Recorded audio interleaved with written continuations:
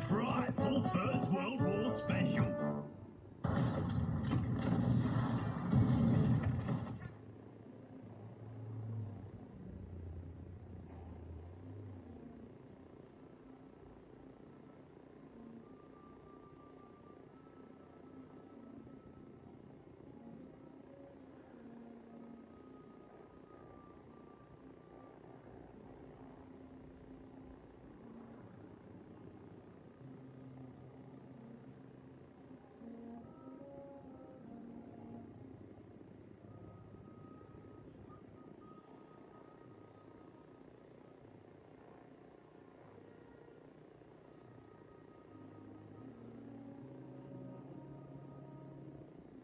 So how did the First World War start? The First World War started by this man, Franz Ferdinand, the Archduke of Austria. But this war wasn't caused by what he did, but instead of what happened to him. The Archduke was assassinated by a Serbian nationalist in a car with his wife. This caused a major upset within Austria, which declared war on Serbia. Next is where the World War I occurred. World War I occurred in Turkey and Europe in general, with the main battles taking place in places like Gallipoli, which is the most known battle of World War I. Whereas the Western Front battle took place in France and Belgium. The Western Front is the main battlefield of World War I.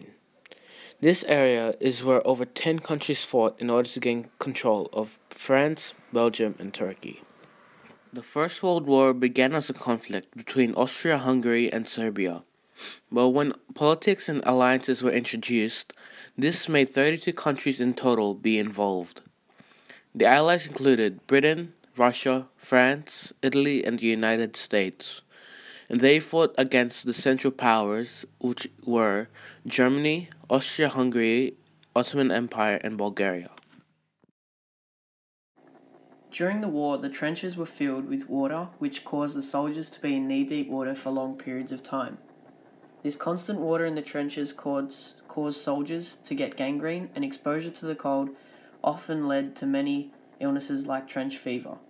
The conditions in the trench was very cold, and the soldiers were often exhausted and were seen falling asleep in the middle of a shift. Those who did survive the war received a disorder called shell-shocked, which is a mental disorder that left veterans fearing what they had happened while fighting in the war. It was estimated that 2 million soldiers at the end of 1914 had died in the war. So the weapons that were used in World War I in the Western Front were machine guns, rifles, bayonets, and there was also tanks and planes that were used by the opposite side to try and bomb the people in the trenches. Other weapons that were used throughout World War I at the Western Front were chemical weapons such as gas. There were different types of gas, known as mustard gas, chlorine gas, tear gas, and phosgene gas. This would often be thrown into opposing trenches and would gas out the people, which would slowly cause deaths. Other weapons were also flamethrowers. Flamethrowers were brought in 2 years after the war began, and they were used as a close-range weapon.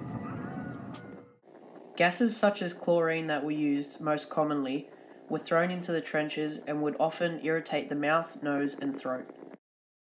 Gases like phosgene were hard to detect, so this led to many people inhaling it, which then led to lung disease and lung infection, while gases like mustard gas caused blisters, which then was painful for the soldier. So this is an example of a trench used in World War I, and in the trenches sometimes they used to get filled up with water, so sometimes the water would get up to knee height of the soldiers, and this would cause diseases such as gangrene.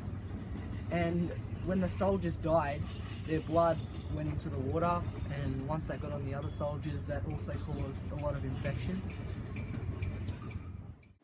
During World War I, the battle at the Western Front was during the season of winter, which in France was extremely cold and unpleasant. When the trenches were dug, no planning was put in for drainage. The soldiers didn't have time to think about as they needed to dig the trenches as quickly as possible. Due to the fact they were dug this way, with minimal drainage, during the battle at the Western Front, the trenches would fill up with water from constant rain. The trenches were muddy, cold, and at some points were filled up to knee deep, which made it extremely hard for the soldiers to fight. These wet conditions left the soldiers drenched in their coats and boots for long periods of time, which led to horrible diseases like gangrene and exposure to the cold. Most days the temperature would fall below zero, and soldiers often found themselves without protection against the cold. With this constant exposure and sheer exhaustion, many soldiers fell asleep while fighting, which one man described as they still managed to fall asleep even with the constant roaring of cannons and shrapnel. The assassination of Franz Ferdinand was a significant event during World War I, but at the Western Front, a significant event was the Battle of Somme, where the British fired rounds of artillery and bombed the German lines for 5 days. They then sent infantry in waves to then kill the rest of the soldiers. Little did they know that their trenches and their defense mechanisms were stronger than they thought. And by the first day, it was estimated that 60,000 British troops had died, and by the end of 1914, 2 million soldiers from both sides had died during this battle. This video shows the infantry in waves running up over the parapets, charging towards the German lines.